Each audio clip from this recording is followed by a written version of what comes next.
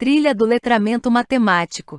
Estratégias de ensino centradas na resolução de problemas. O foco dessa tendência que coloca o estudante no centro do processo de aprendizagem é apresentar a ele situações e problemas para resolver. O papel do professor é de mediador, ajudando a construir os conceitos matemáticos através de situações do cotidiano. Reflexão. Há 4 carros estacionados, cada um tem 4 rodas, não contando o estepe. Quantas rodas há ao todo? Acertou quem respondeu 16 rodas.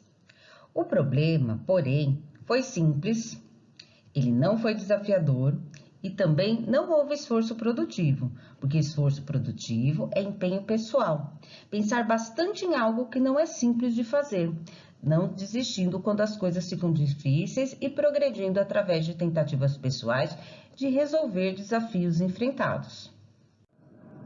Agora vamos ver como será nosso esforço para resolver esta outra questão. Reflexão. Em um estacionamento, eu vi motos e carros estacionados. Contei 13 veículos e 42 rodas ao todo. Quantos carros eu contei? Acertou quem colocou 8 carros. Agora eu vou explicar algumas possibilidades que vocês, professores ou os estudantes poderiam ter utilizado. Esta resolução, a primeira que eu vou colocar, é um processo chamado de tentativa e erro. Alguns podem ter levantado os dados. Eu tenho 13 veículos e já sei que tenho 42 rodas. A minha pergunta, o que eu quero saber? Somente quantos carros eu tenho. Se eu sei que eu tenho 13 veículos, eu vou considerar os carros possuem 4 rodas e as motos possuem 2 rodas.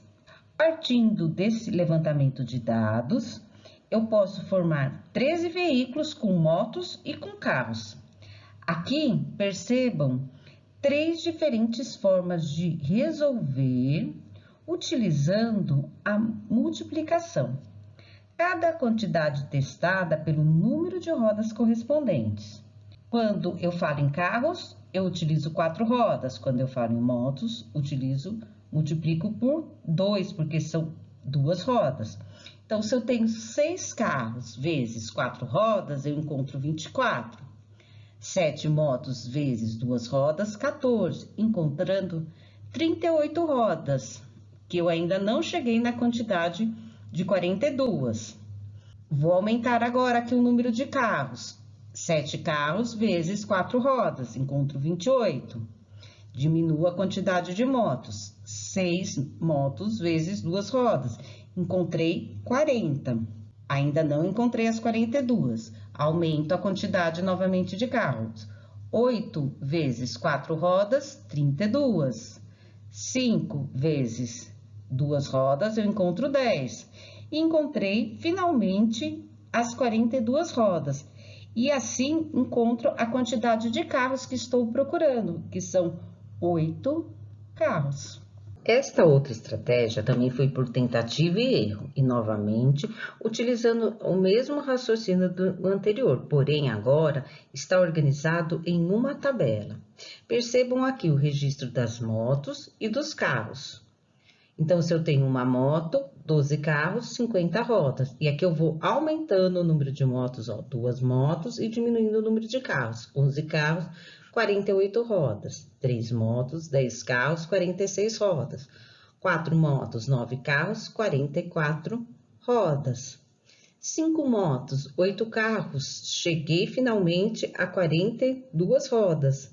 E agora eu posso parar porque eu encontrei a minha resposta, que são 8 carros. Embora os processos sejam diferentes, todos concluíram o que se esperava, que o número de carros visto foram 8 carros. Nesses 2 casos, eles foram resolvidos pelo campo multiplicativo e utilizaram a ideia de proporcionalidade. Outra forma de resolver que não foi contemplada seria se eles escrevessem uma explicação para a resolução, o que traria uma expressão verbal. Mas isso muitas vezes só vai ocorrer se propiciarmos esse espaço, que também é muito importante e também deve ser considerado. Da mesma forma, há estudantes que optaram por usar objetos para representar, por exemplo, as soluções desta questão. Nessa trouxemos algumas possibilidades que foram resolvidas utilizando estratégias pessoais, através de resoluções visuais, que são observadas com os desenhos, sendo que nessa, aparentemente, o pressuposto foi que haviam 13 carros. Perceba aqui, ó, 1, 2, 3, 4, 5, 6, 7, 8, 9, 10, 11, 12, 13. E foram colocadas 4 rodas para os carros e 2 para as motos, até conseguir 42 rodas e chegando a 8 carros. Já nesta última aqui, aparentemente o estudante desenhou todas as rodas separadas, ó, de 2 em 2, de 4 em 4, e novamente ele colocou os quadrinhos para representar 13 veículos e depois ele foi colocando as rodas. Aí ficou simples contar os carros e motos em separados, chegando a 8 carros. Infelizmente, muitas vezes queremos trabalhar com a técnica operatória convencional e não damos a oportunidade para as crianças criarem procedimentos pessoais que poderiam contribuir com suas aprendizagens. Volto a frisar, as crianças devem sim ser incentivadas a criar formas de registros que sejam significativas para elas, como as que podem ser observadas e encontradas em algumas dessas produções que foram apresentadas aqui. Vamos sistematizar agora a nossa segunda pergunta.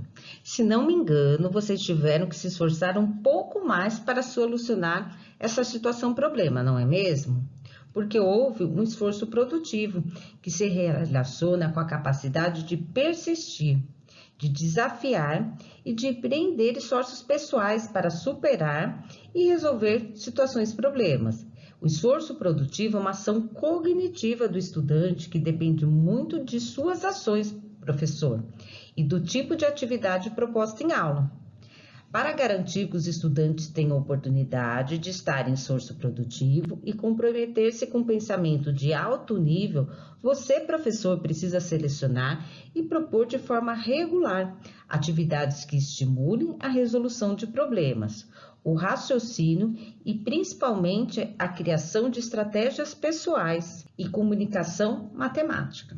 E falando em situações-problemas, e para gerar esforço produtivo, é importante que a atividade tenha pelo menos algumas das seguintes características. Ser desafiadora, mas acessível, não pode ser fácil demais e nem difícil demais para que não possa ser resolvido pela criança. Contar com altos níveis de exigência cognitiva. Temos que elaborar boas situações de aprendizagem e também de intervenções. Permitir diferentes formas de representação. Podem ser visuais, escritas com palavras, escritas matemáticas, entre outras. Incentivar estratégias pessoais. Eu tenho que incentivar o uso de ideias próprias e formas pessoais de resolução. Muitas vezes, na ansiedade de ensinar, partimos para a técnica operatória e não propiciamos espaços para que os estudantes resolvam da melhor forma que puderem. E, por fim, é muito importante a socialização das estratégias.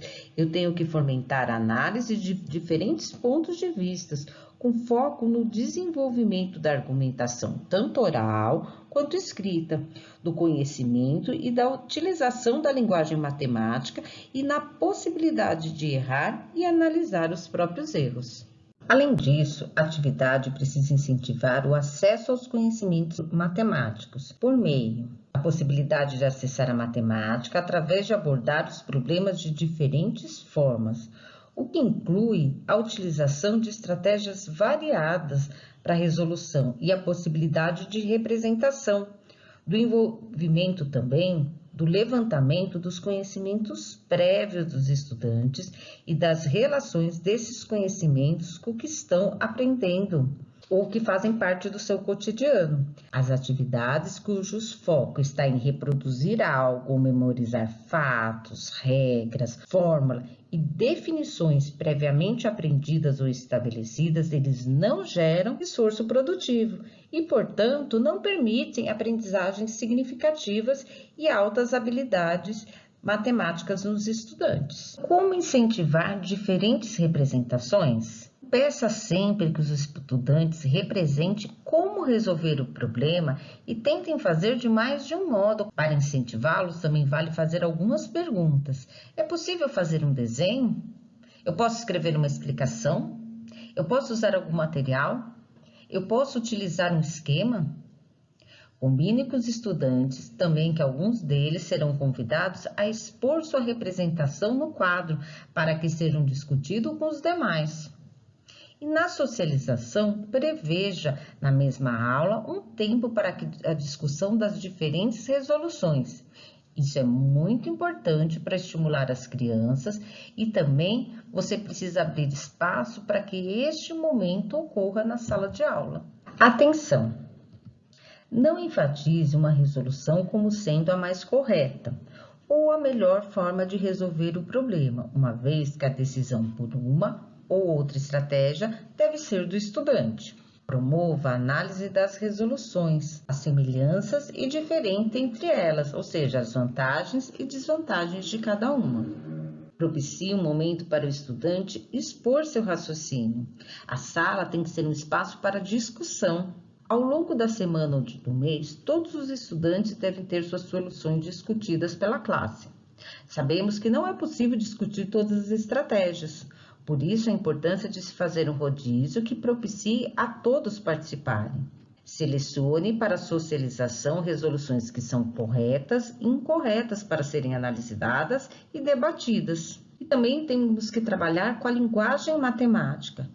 Um dos problemas da falta de compreensão da leitura de textos de problema é a falta de conhecimento de termos específicos da matemática que não fazem parte do cotidiano da criança e até palavras que têm significados diferentes na matemática e podem ser obstáculos para que ocorra a compreensão.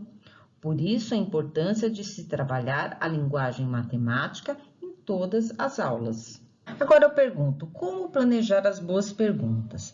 Quando eu ajudo os estudantes a superar algumas dificuldades iniciais que ele possa estar tendo, eu tenho que auxiliar que ele chegue ao final da tarefa proposta.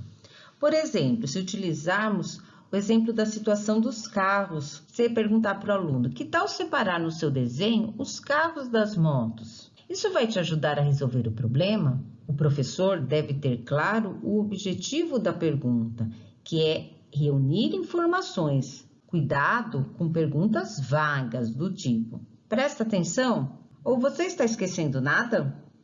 Com a boa pergunta, os estudantes lembram fatos, definições ou procedimentos. O objetivo da pergunta é sondar o pensamento.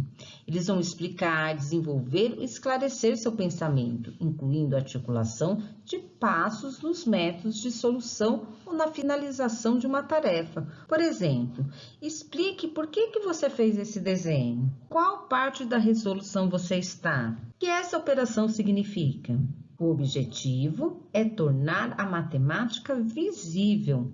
Os estudantes eles têm que discutir estruturas matemáticas, estabelecer conexões entre as ideias e as relações matemáticas. Por exemplo, explique como você usou o número de rodas nesta tabela. O objetivo é incentivar a reflexão e também a justificativa. Os estudantes revelam compreensão mais profunda do seu raciocínio e ações, incluindo apresentar um argumento, para validar o seu trabalho. Por exemplo, como você consegue ter certeza que não são 8 motos? Ele vai ter que explicar para você. Em síntese, o professor faz perguntas que auxiliam o estudante a focar e desenvolver o pensamento, identificar esse esforço e, por fim, desenvolve outras formas de abordar esse problema. Agora vamos falar um pouquinho sobre o erro. A meta é que todos aprendam, porém pode-se aprender muito com o erro. Estudos mostram que quando os estudantes erram, pode aprender mais do que quando dão a resposta certa de imediato. Por isso, devemos mudar o olhar sobre o erro. Quando o estudante erra, não dizer apaga e copia a resposta certa, mas sim questionar porque tem respostas diferentes. O erro ele é natural quando a atividade é desafiadora. O ambiente favorece ao estudante se sentir confortável a discutir o erro. Temos que aprender matemática, envolve também as tentativas, levantamento de suposições, a realização de muitas ações de pensamento e o uso das linguagens. Por esse motivo, é comum que as pessoas errem suas tentativas de aprender e os estudantes precisam saber disso. O erro envolve todo um processo de pensamento, uma forma de raciocinar que ele precisa ser discutido dentro da sala de aula.